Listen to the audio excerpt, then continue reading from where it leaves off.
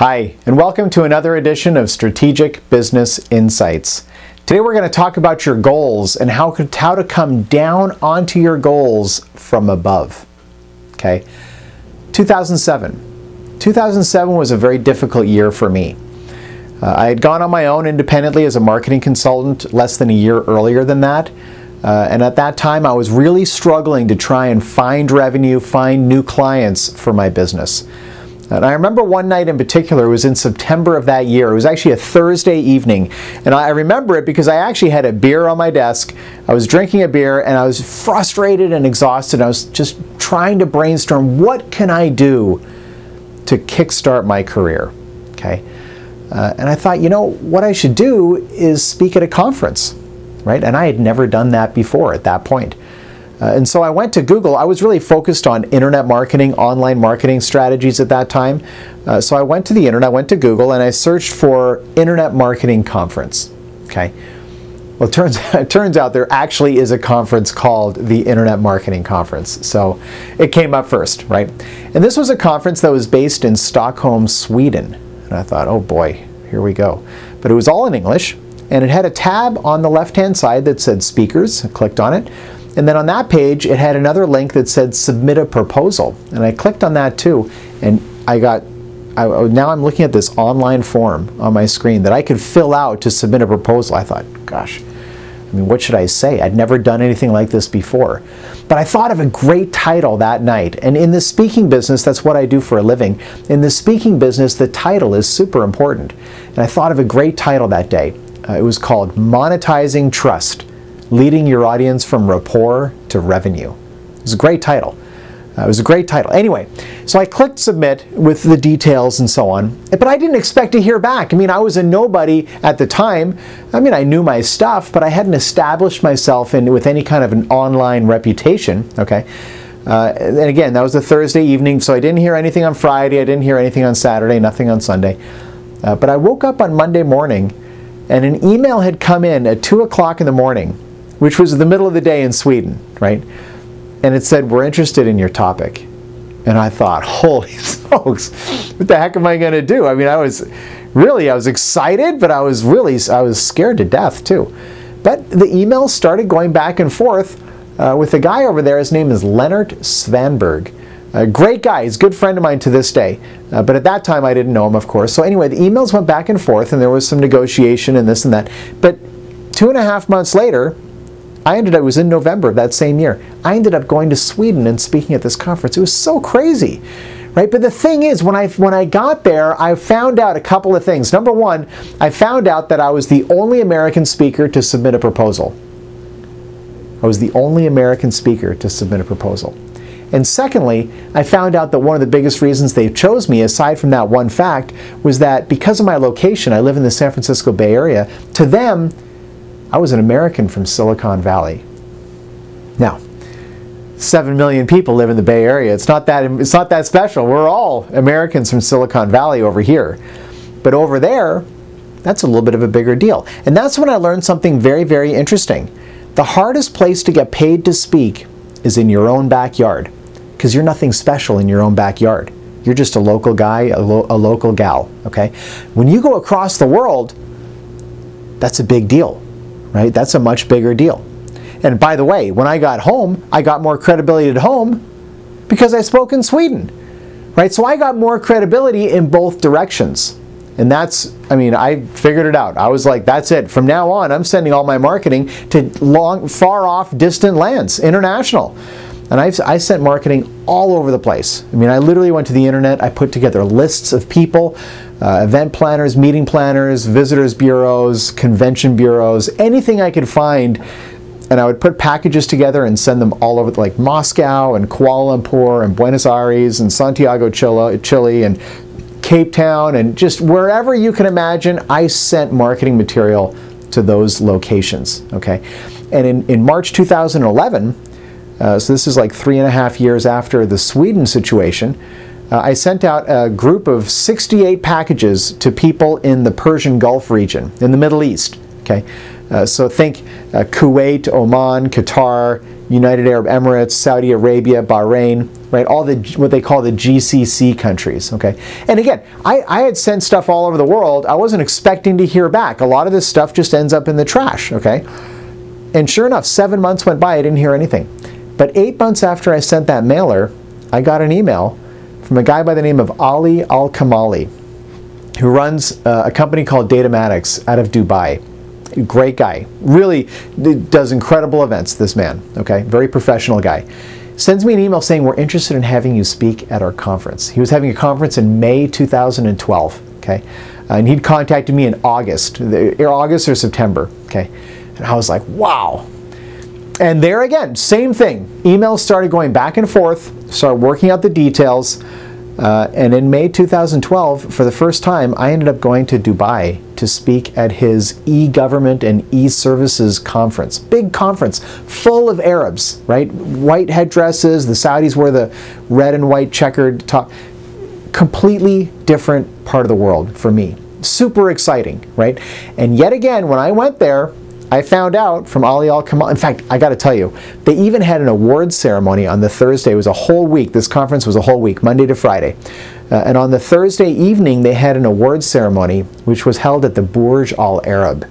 Right? Look this thing up on Google. Or in fact, you know what? I'll put the picture right here behind me so you can see what it looks like. And I spoke in this building. Right, and the awards ceremony was right up at the top, right by the helipad. Right, there's a helipad at the top of this building, and right below that, that's where that conference room was. I had to speak there as well. So I spoke, and the primary conference was at the Ritz-Carlton. I mean, it was a nice venue. Okay, and there I was speaking in front of all these people, unbelievable. And Ali told me when I was there that I was one of the few Americans who sent material to him. Right, he doesn't get that very often. It was unusual. Okay? So the fact is, when you send material far off, you're much more special than you do when you do it at home. So I started thinking, gosh, this is all about thinking bigger. And not like a little bit bigger, but way bigger. Because when you think way bigger, like 10 times bigger than you're thinking right now, a really fascinating domino effect starts to take place. It changes the way you think about your own business, sparkle in your eye, spring in your step. Okay, it affects your performance. It affects the performance of the people around you, right? Which is very fascinating. They're inspired by your visionary approach, and you have far less competition than you might expect otherwise, which is exactly what I found myself. So I started looking at my circle to see is there anyone else who's having the same thing happen. Came across all these examples. There was this guy, Howard Van Ness, who was a yoga instructor, okay? But he went way beyond just being a yoga instructor, and he wrote books about yoga, which are available on Amazon, and he started holding luxury retreats to like Sedona, yoga retreats to Sedona and other exotic destinations, and guess what? He had almost no competition because he was the only one doing something that big. No one else thought that big. And then I came across Stephanie Chandler, who's a blogger based in Sacramento and has this blog, Business Info Guide, and started a small publishing company called Authority Publishing. And then she thought to herself like 3 years ago, you know, I'm going to start a nonfiction writers conference. It was a virtual conference. The whole thing was over conference calls, okay? And she held it. Guess what? She had almost no competition. And it started small. Right, but then it grew the second year, it grew the third year, so much so that now she introduced the Nonfiction Authors Association. She has no competition because no one else thought that big. Right? It's the story of Laurel Pine. Laurel Pine is one of my favorite people, and she has a business selling caviar and foie gras and truffle mushrooms on the internet. It's all online. Okay, and she called me a while ago. She knows I love this stuff. It turns out there's this trend called culinary tourism. Okay, culinary tourism. It's like where rich people spend huge amounts of money to travel to exotic destinations and eat the best of everything. So she's like, I'm going to do a culinary tourism trip to Italy, 10-day trip where they're going to eat the best of everything. It costs thousands of dollars to attend, and you got to get to Rome. It doesn't even include the flight. Guess what? Almost no competition. Right, there's other people doing culinary tourism, but she's already got an audience because she's selling product to those people. It's a perfect match. She's doing this, and all her people would never think about going for another company because they already have a relationship with her. She has almost no competition. Right? It's all about thinking bigger, way bigger. Right? Think way bigger about your business. Not a little bit bigger, but way bigger. One of the most inspiring entrepreneurs, in my opinion, is Sir Richard Branson, who started the Virgin companies.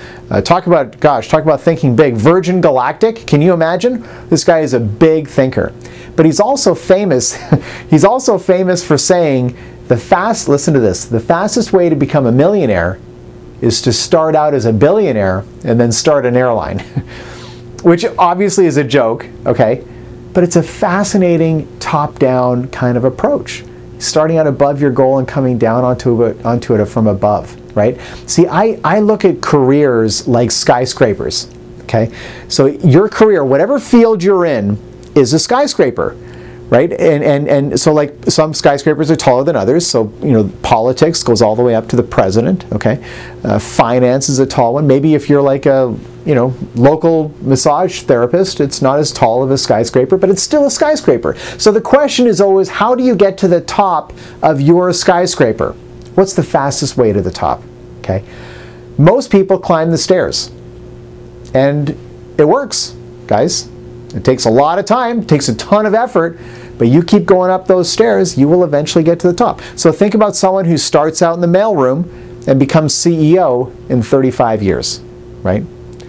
Other people take the elevators. So think going to Harvard and becoming CEO in 6 or 7 or 8 years. It's a faster way to the top.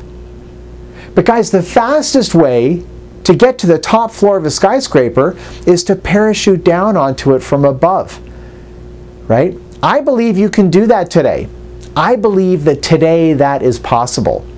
Could you write a book about your subject? Could you start a conference, an online virtual conference? Could you start an association where you're at the center of a thriving community?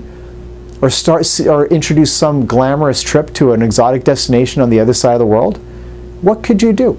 If you chose to do that, you would find that your life would be more exciting. You would have a spring in your step, a sparkle in your eye. You'd have far less competition than you think you might have.